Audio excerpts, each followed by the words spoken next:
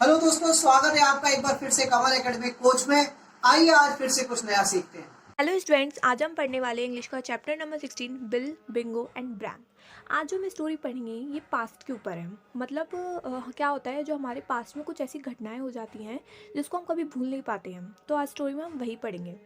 तो आज की स्टोरी को हम स्टार्ट करते हैं। तो इसमें जो नैरेटर है वो स्टोरी को डिस्क्राइब कर रहा है, नरेट कर रहा है। वो बोलता है बिल स्मिथ जो हैं वो रिटायर्ड हो चुके हैं। मतलब वो अभी भी बैचलर हैं वैसे तो। उनका घर हमारे घर के बराबर में ही है, ऐसा नरेटर बताते हैं। फिर वो आगे बताते हैं कि मैं उनके घर में कई बार जा चुका हूँ और वो 50s के टाइम तक अभी भी चेंज रहे हुए हैं, बिल्कुल वैसे के वैसे ही हैं।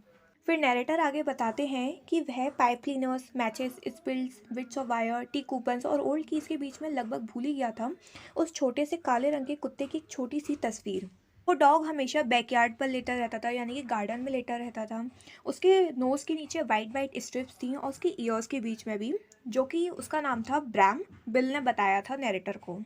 तो जो बिल था उसके घर पे कैट्स कभी नहीं आती थी, मतलब कैट्स हमेशा उससे दूर ही रहती थी, क्योंकि जो बिल था वो उसके ऊपर काफ़ी टॉलरेंस करता था, यानी कि काफ़ी हमले करते थे स्क्विजी बोटर से, ताकि कैट्स जो है उसके घर से दूर रहे। लेकिन बिल को डॉग्स काफ़ी अच्छे लगते थे, उनके ऊपर वो काफ़ी ज़्यादा हक जमाता था, यानी कि अपने काफ़ी ज़्यादा पावर शो करता था डॉग्स के ऊपर। डॉग्स भी बिल की बहुत बात सुनते थे। लेकिन जो बिल का डॉग था ब्रैम, वो 1925 में इसकी डेथ हो गई थी, जो कि 50 ईयर्स पहले हो गई थी। यानी कि जो नैरेटर है वो ये स्टोरी 1975 में बता रहा है। तो नैरेटर आगे बताते हैं कि जब हम पहली बार विक्टोरिया स्ट्रीट में शिफ्ट हुए थे तो वहाँ पे लोगों को हमारे बिंगो के आने की वजह से पता चल गया था। तो जो बिंगो था वो एक डॉग था। तो जो नैरेटर जिस घर में रहने आए थे उसमें जो पहले जो लोग रहते थे वो उनका डॉग था, उनका पेट था बिंगो। तो जो बिंगो था वो क्या करता था, किचन के डोर का जो बाहर का एरिया है, यानी कि गार्डन था वहाँ पे एक, तो वहाँ पे क्या करता था, अपने पंजों के निशान छोड़ देता, मतलब स्क्रैचिंग करता था वहाँ पे। तो ऐसा गुस्से में करता था क्योंकि उसको ये पसंद नहीं था कि उसके घर में नए नए लोग रहने आ जाते थे बार बार। और उसकी एक और क्वालिटी थी कि बहुत ज़्यादा ज़िद्दी था, मतलब अड़ जाता था हर एक बात पे। तो नैरेटर आगे बताते हैं कि ये बिंगो की वजह से डैड ने, मतलब मेरे पापा ने काफ़ी ज़्यादा उसको भगाने की वहाँ से कोशिश करी। पहले तो वो उसके ऊपर काफ़ी ज़ोर ज़ोर से चिल्लाते थे और फिर जो इमेजनरी जो ऑब्जेक्ट्स होते थे उनको उठा उठा के फेंकते थे, ताकि उनको ये लगता था कि यहाँ से भाग जाएगा। लेकिन जो बिंगो था उससे भी ज़्यादा गुस्से वाला हो गया था, मतलब पहले से भी ज़्यादा गुस्से वाला हो गया था वो। फिर नैरेटर आगे बताते हैं कि मेरे फादर ने फिर एक तरकीब सोची। उन्होंने क्या किया, नैरेटर के भाई की जो ओल्ड व्हीलचेयर थी उसको लेकर आए और उसके ऊपर जो मॉप होता है, पोछा होता है, उसको रखा और एकदम से उसको तेज लेके उस डॉग के पीछे भाग गए। लेकिन वो जो डॉग था वो बिल्कुल भी डरा नहीं। उसने क्या किया, जो मॉप था उसको अपने पंजों में पकड़ लिया और उसके ऊपर एक तरह का फ्यूरियस, उसके ऊपर एक तरह का एंगर दिखाने लग गया, बहुत ज़्यादा गुस्सा करने लग गया वो। फिर तभी जो नैरेटर के फादर होते हैं वो क्या देखते हैं कि जो बिल है वहाँ उनकी दीवार से झांक रहा है, देख रहा है वो क्या कर रहे हैं। जो नैरेटर के फादर होते हैं वो बिल से बोलते हैं मुझे लगता है इसे यहाँ पे अकेला छोड़ देना चाहिए। तभी जो बिल होता है वहाँ से दीवार से कूदकर उनके यार्ड में आ जाता है और वो बोलता है, अच्छा ये ओल्ड बिंगो, तुम यहाँ क्या कर रहे हो सिली डॉग, मतलब ऐसे बोलता है वो।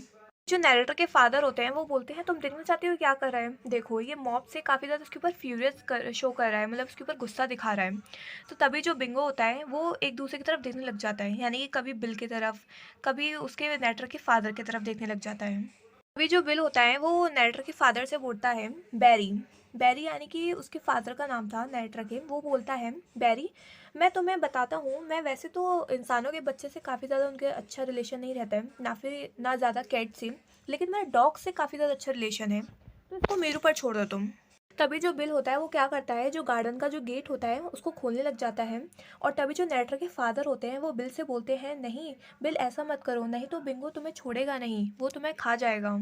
तभी जो बिंगो होता है वो देखता है कि जो उसका बैकयार्ड का गेट है वो बिल ने ओपन कर दिया है। तभी जो बिंगो होता है बहुत तेज भागने लग जाता है, उसकी आंखें एकदम डरावनी जैसी लगने लग जाती हैं, उसका सिर नीचे होता है और जीभ उसके मुंह से बाहर निकली हुई होती है। नाइटर के फादर होते हैं वो क्या करते हैं, दीवार पे चढ़ जाते हैं और वो देखने लग जाते हैं कि दोनों क्या कर रहे हैं। तभी वो देखते हैं कि बिल के हाथ में एक 3 फीट की एक लंबी सी स्टिक होती है, जो उसको वो पकड़े हुए खड़ा होता है। और लेकिन इस बीच में कुछ कंफ्यूजन सा क्रिएट होता है कि जो बिंगो होता है वो बिल की तरफ एकदम दौड़ता हुआ चला आता है, एकदम गुस्से में। लेकिन अचानक ही वो वहाँ पे आके बैठ जाता है, बिल्कुल उसका गुस्सा एकदम गायब हो जाता है बिंगो का। तभी जो बिल होता है वो बोलता है मुझे लगता है बिंगो इस स्टिक की वजह से डर गया है जो मेरे हाथ में पकड़ी हुई है। लेकिन जो नैरेटर के जो फादर होते हैं वो नैरेटर को बताते हैं नहीं, ऐसा नहीं है, ये इसका रीज़न कुछ और ही है। तभी जो नेटर के फादर होते हैं वो नेटर को डिस्क्राइब करते हैं, उसको बताते हैं कि हो सकता है डॉग को बिल का पैर ऐसा लग रहा था एकदम अंडे जैसा, तो हो सकता है उसको एकदम श्योर करने के लिए उसके पीछे भागा हो। और एकदम वो ऐसा लग रहा था एकदम गोलकीपर की तरह, जैसे कि वो जो उसका शॉट है उसको होने नहीं देगा पूरा। और जो डॉग होता है वो क्या करता है, बिल के पैर पे एकदम रोल करने लग जाता है, उसके ऊपर एकदम स्लाइड करने लग जाता है वो। तो तभी जो बिल होता है वो नेटर के फादर से बोलते हैं कि मैं इसको अपने यार्ड में लेकर जा रहा हूँ, तुम जब तक जैक और मॉड कॉल्को को फ़ोन करो। फिर जो बिल होता है बिंगो को अपने गार्डन में ले जा रहा होता है, लेकिन जो बिंगो होता है वो वहाँ जाना नहीं चाह रहा होता है बिल के गार्डन में। लेकिन बिल क्या करता है, उसको कॉलर जो होता है उसको एकदम पकड़ लेता है, उसको खींचने लग जाता है। लेकिन बिंगो वहीं के वहीं अपना बैठ जाता है और जानता नहीं है वहाँ से। फिर तभी क्या होता है, जो कॉलक्लब्स होते हैं वो वहाँ पे आ जाते हैं। कॉलक्लब्स क्या होते हैं, जो कि डॉग्स को पकड़ने के लिए आते हैं। तो वो लोग वहाँ पे आ जाते हैं और बिंगो को लेके वहाँ से चले जाते हैं।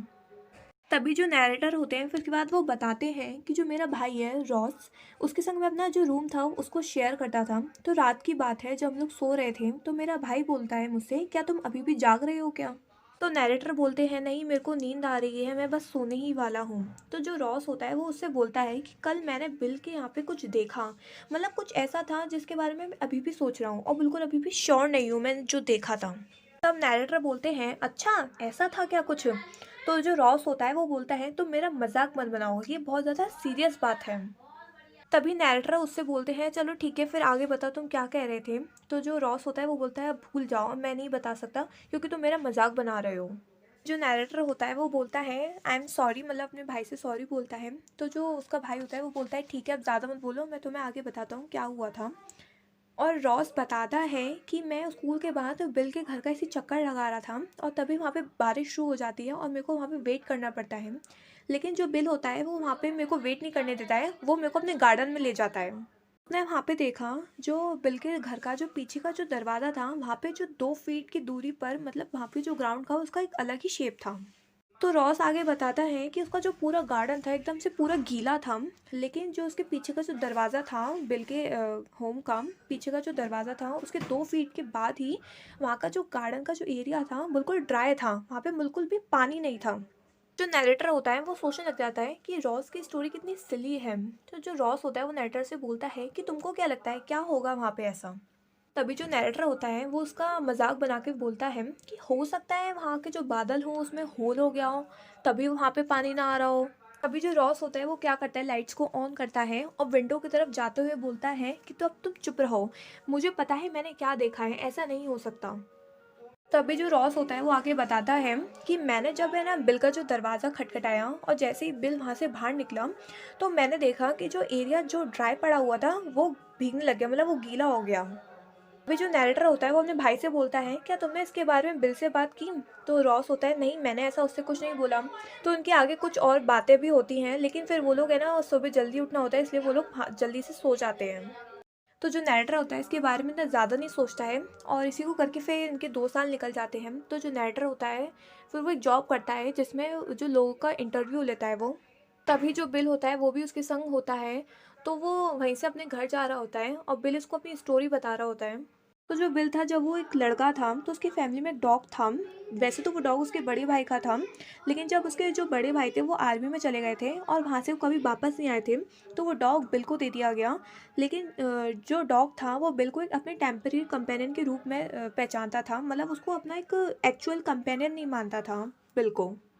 जो डॉग था वो हमेशा उसके बड़े भाई के बारे में ही सोचता रहता था, उसके आने का इंतज़ार करता था, कब वो उसकी आवाज़ सुनेगा, कब वो उसके संग खेलेगा। फिर नैरेटर आगे बताता है कि मैंने बिल के संग काफ़ी घंटों तक बैठा रहा, उसने मुझे चाय भी ऑफ़र करी थी। फिर उसके बाद जो उसके बाहर का जो एरिया था वहाँ पे स्नोफॉल हो रही थी, काफ़ी टेम्परेचर एकदम कूल हो गया था वहाँ का।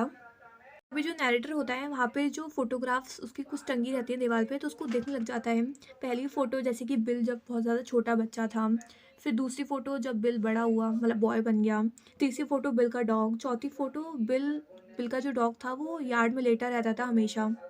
तभी जो बिल होता है वो नैरेटर को बताता है कि उसके लिए काफ़ी ज़्यादा मुश्किल था, वो पूरे दिन वहीं यार्ड में लेटा रहता था और उसके बड़े भाई फ्रैंक के बारे में सोचता रहता था, उसका हमेशा वेट करता रहता था चाहे कैसा भी वेदर हो वहाँ पे।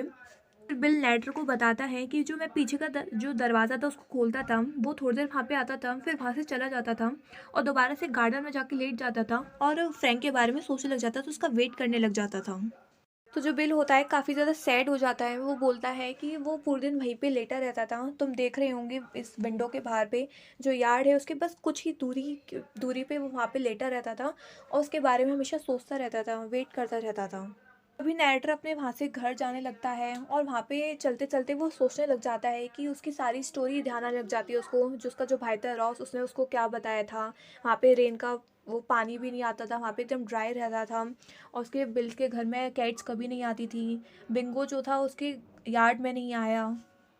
तो नैरेटर ये सब कुछ सोचते हुए जा रहा था। वो सोचता है कि क्या मेरे को भी ब्रैम की तरह वेट करना चाहिए, क्योंकि वो अभी भी वेट कर रहा है, चाहे कैसा भी वेदर हो, विंटर हो या समर हो, कुछ भी हो, ब्रैम अभी भी वहाँ पे वेट कर रहा है। तो बच्चों, ये थी आज की story. Thank you and have a nice day.